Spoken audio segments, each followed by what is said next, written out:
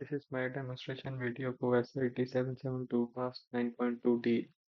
In this task, I designed a customer form to populate the data in the customer table using Node.js along with Express and MySQL database to meet all the requirements of this task.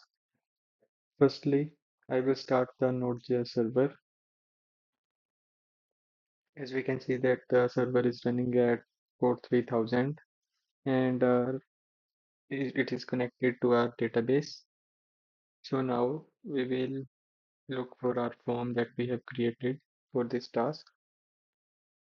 Here we can see that this is the customer registration form which have five fields which were in our customer table that we created in MySQL Workbench.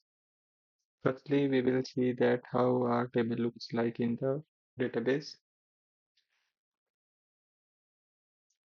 So here we can see that our table have five entries and the customer IDs are from 1 to 5. So now we will try to submit another register another customer into our database. Firstly, we will try to submit an empty form and check whether it is submitted or not. Like here we can see that the as we have put validation on this form, so it is showing us to please fill this field and it cannot be submitted empty. So we have to fill our customer ID. Let's fill our customer ID 6 and then we can fill customer's name, customer's address,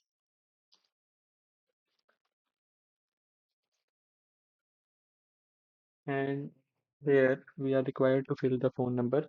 But if any person try to fill something other than numbers, like say someone tries to fill alphabet in this field and then try to submit it, it will show an error, please match the format requested, which means that it will accept only numbers and digits and will not accept any other thing than that. So here we will fill digits.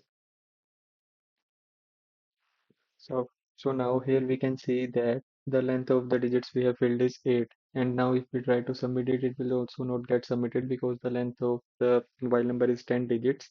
So we have to fill exactly 10 digits and nothing more or less than that. Now we will try to submit it. So we can see that the phone number is validated, it is correct. And now we will fill email address here. If we fill only this, then we can see that it is showing that the at the rate is missing because an email always require at the rate in it. Let's try to submit it. Here we can see that the customer was added successfully. Now let's check in our database whether in our table whether it was added or not. Here we can see that there is a new entry with customer ID 6 for the name Steve that we have added recently on it. Now let's try to add another customer with the same customer ID. If we try to add a customer with email, customer ID 5, which already exists in our table, as we can see here, put any name here.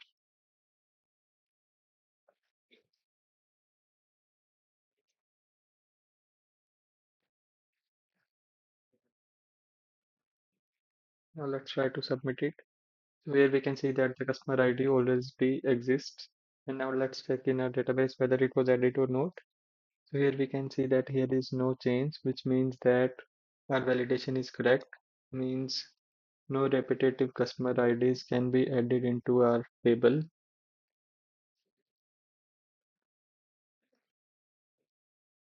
Now let's have a look at the code which we have made for this task. This is the code for the HTML form. We have created a simple HTML form using labels and input fields for every entity. Here we can see that in the all the input fields we have used required keyword here, which means that we cannot submit the form empty. That's why it was showing an error message when we were trying to submit it empty. And here in the phone number field, we can see that we have used pattern is equal to D10, which means that the length should be exactly 10 digits, nothing more or less than that. And this is our JavaScript file. Here we can see that we have used MySQL 2 library, which is an inbuilt Node.js library that connects to our MySQL server database. In this part, we have put validations for the to check whether any fields is submitted empty or not. And here we can see that we have put validations on the phone number to check whether it is empty. Here we have to put validation to check the length of phone number is 10 digits. And here we have put validation to check whether the input we have entered is numbers or not. If any of these conditions is not satisfied, it will show an error.